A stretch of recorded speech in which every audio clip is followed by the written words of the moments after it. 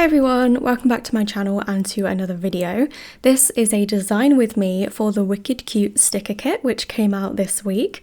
I saw this artwork from Kittenish Girl Jess and I couldn't resist filming a design with me.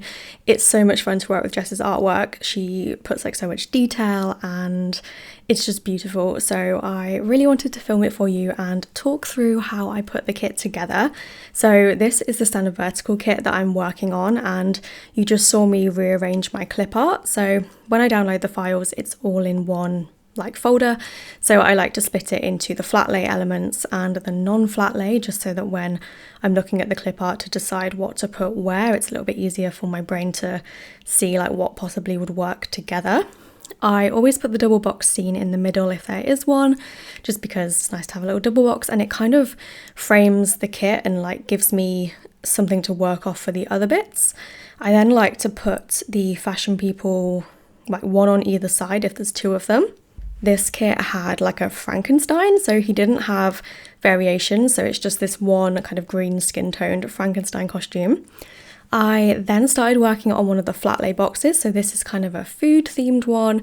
You've got some plates that are like pumpkin and like text that says boo, so I was trying to fit those in a way that it didn't obscure the boo writing. So I'm just playing around with that, which took a little bit of time, and then I decided it would be easier to separate the cutlery so I could position it a little bit like differently so that there was more of like an even gap on either side. So I've just done that. All of the files, like when I drag them into Photoshop, they become kind of smart objects, so I can double click them in the layers panel and cut them up.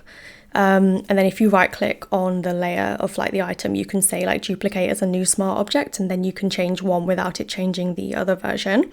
So I do that to duplicate them to make like edits to the clip art.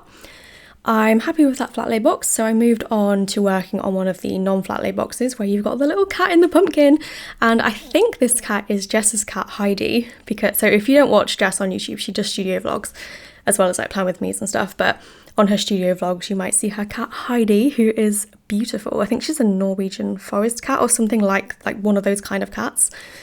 But anyway, I think this is her because her markings look the same. So I was playing around with a few options for this.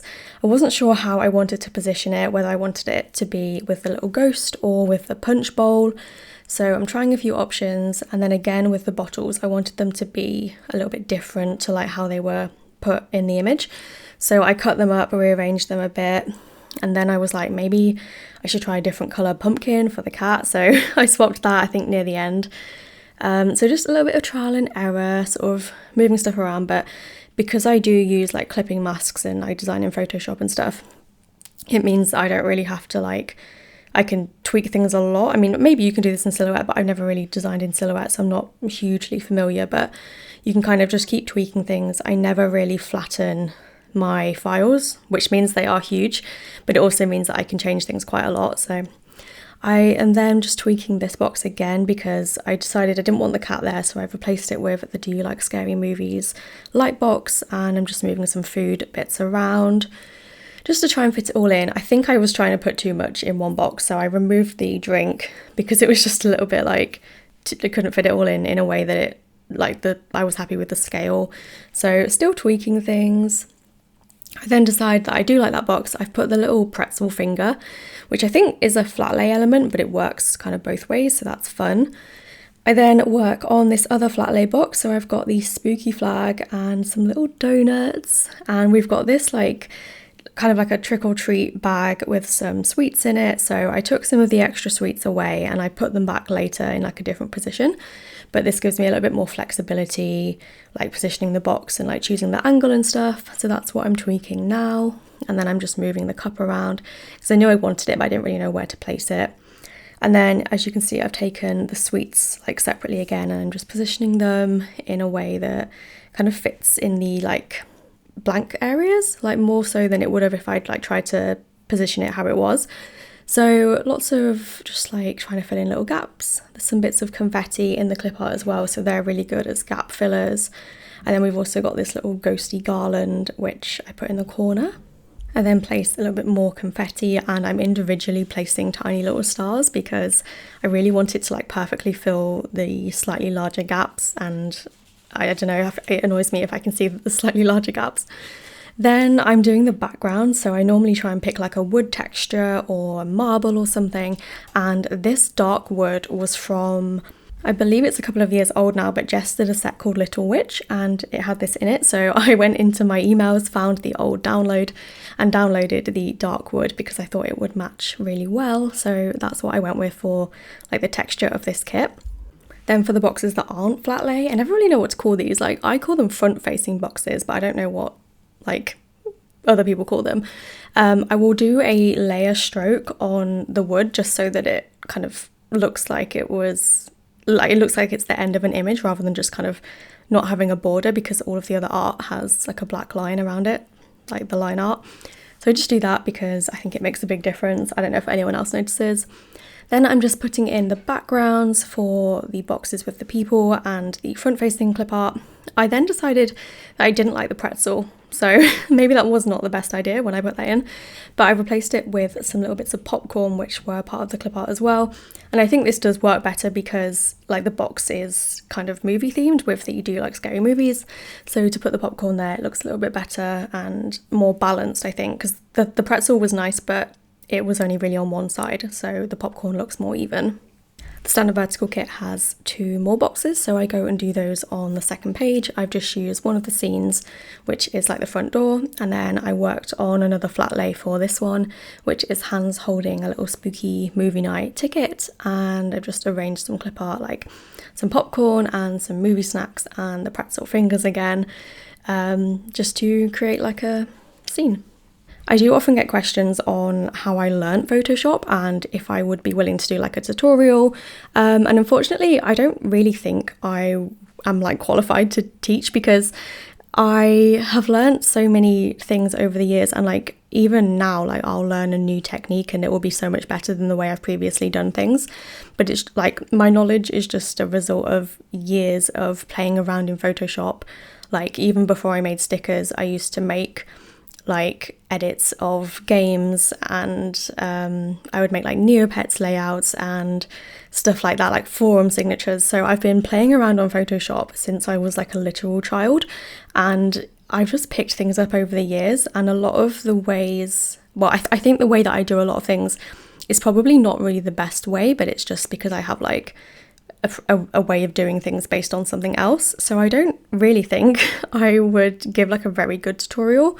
But there are so many resources for Photoshop, like especially on like sites like Skillshare and stuff, like #NotSpawn. But like if you have a question, you can always Google it, and the forums are really helpful as well for Photoshop and Illustrator. There's loads of people that are willing to help. So I think if you Google it, or just like try and muddle through and Google your questions as you go, I think is probably a much better way of learning.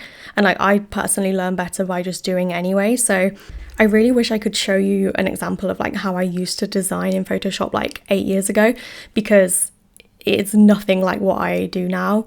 So I really think if you can just get familiar with the program and try and learn like the tools and features, it will set you up better than trying to learn like how to design a sticker kit or something, for example. And I think if you're just trying to do that, maybe, and like don't have any prior knowledge, probably other tools are better, like Silhouette, but I just love Photoshop. So as I've been speaking, I've just been putting some of the patterns in. So I always like to do the bottom washi first because it's like the biggest pattern, and I kind of want to dedicate my favourite pattern, or just whatever pattern I think will work the best there, so that I don't reuse it too much in other parts of the kit. So I'll do the bottom washi, and then I like to do the date covers because that's another kind of big pattern that sort of frames the kit. And then I'll do the skinnier washi, and then I move on to doing the patterns for each of the 4 colours. So I think I glossed over this, but I did pick 4 colours. I went with 2 pinks, an orange and a black. And then I use Smart Objects, which is another Photoshop thing that you can Google and find a much better tutorial than anything I would explain, to quickly fill in all of the other patterns. And I'll do a bit of recolouring at this stage to try and get them to match the colours I've picked a bit more. Sometimes I'll do this and it will look really weird, or it will just be hard to get the right colour. So there's quite a lot of trial and error here, just playing the different patterns. And sometimes I'll even pull in patterns from different collections, like I did with the black wood earlier from the Little Witch kit. Sometimes it's just easier to like recolor a paper that way, especially if I've picked a more unusual color. Like I haven't really in this case, but if I'd picked the like skin color of the Frankenstein, there wasn't a pattern in the kit that was anything like that.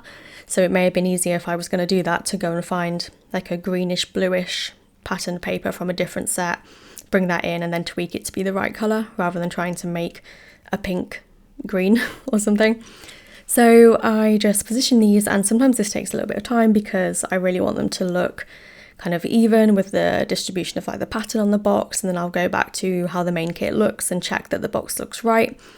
So that's basically the patterns done. I then go and make sure that the glitter is correct. Sometimes I'll accidentally like forget to change some of them. This was a setting I had wrong in Photoshop, but normally they would all change in one go.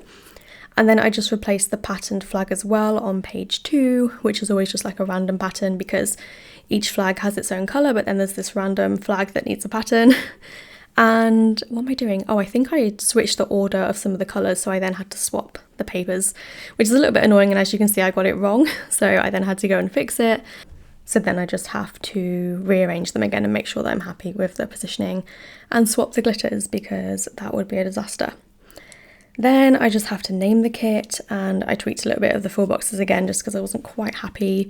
But I named the kit Wicked Cute, the same as what Jess called the artwork.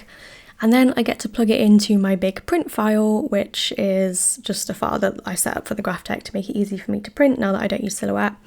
I did also put it into the template I've got to sneak peek Instagram story posts. So I do it from Meta Business Studio, which is just super easy. You can copy and paste the images in there to post them. I don't always remember to do this after I finish designing a kit, but I do try and do it if I can because it's a really quick way to like quickly share the kit without having to print it and cut it first and take a photo. So ignore the Christmassy clip art that's on the screen. This is just because I always use an old template to like create the new kit. But then I go in and change the toolboxes and all of the other fashion boxes, the 50mm washi and the deco page, which is the one with the weekend banner, the clip art and the doodles. So for the 50mm washi, I normally just pick like a plainish pattern, and I'll go and check that it looks fine with the washi that I've chosen in the kit so that it's not like the same colour or something. Then with the fashion people, I'll just copy over the box that's from the main kit and change the like clip art person to be a different variation. Then for the toolboxes, I chose this kind of like witchy person on the broomstick. I thought this would be perfect for the toolboxes because it's kind of a longer illustration, so it works well for a taller box. My toolboxes are not as tall as other shops. Mine are only like 1.5 height of a regular full box. I think a lot of people do like 2 times the height, but I've just always done this size for some reason. So I'll just like evenly space them, make the background fit however I want. I did change a little bit of the grass just to make it like more grassy. And then I also have this version of like the extra boxes to do that's just the 2 boxes because the standard vertical kit has the hands. So I just replace the skin tones in that. And then finally I'll do the deco and clip art page, which is really fun because I get to like position the clip art in a way that it like fits the most efficiently. I'll just drag all the clip art in. I add a stroke, which doesn't actually end up like being part of the design, but it just sort of gives me a guide for how close I can put the clip art pieces together. So when I save the file, I do hide this line, but it's just like a brown. I don't know why it's brown, it's just always the default colour that I end up picking. But this lets me know that I can't put the clip art too close together or the cut lines will end up merging. So I just position it based on that, and then when I trace it in Silhouette, like it's roughly the same size. So I just move the clip art around, get it in a way that seems like the most efficient use of space. And yeah, that's pretty much the standard vertical kit collection done. I didn't remember to film this, but I also did some kid boxes for this collection because there were some little kids like dressed up in costumes. They looked super cute. I will show you when I do a flip through of the kit at the end. But I did design those afterwards, but they didn't make it to the screen recording because I had to do them like on the morning of the new release day because I just completely forgot about them. And then when I went to take photos, I was like, these boxes are not here, and it's because I didn't design them. So that was the reason they're not included in this. But I really hope you enjoyed the design with me. Here's a look at the finished collection now that it's printed. I love how it turned out. I think it's such a stunning Halloween kit. I probably will use it for Halloween week. I know it's like the first Halloween kit I've made this year, so might be speaking prematurely, but I don't really know if something is going to top this for me in terms of being the perfect Halloween kit, but we'll see. These are the little boxes I was talking about that I forgot to film with the costumes. They're so cute, and you've got a little Halloween cake as well, just to fill in the extra box since there are 4 boxes on a little add-on sheet. You've got your washi, your toolboxes, and your glitter and box add-on in the back. But thank you for watching. I hope you enjoyed the design with me. Let me know if you'd like to see me do more of these in the future. And I also designed a journaling kit for this set, but I didn't forget to film it. I never planned to film it, but here's a little peek of it anyway. And yeah, thanks for watching. I'll see you in my next video. Bye.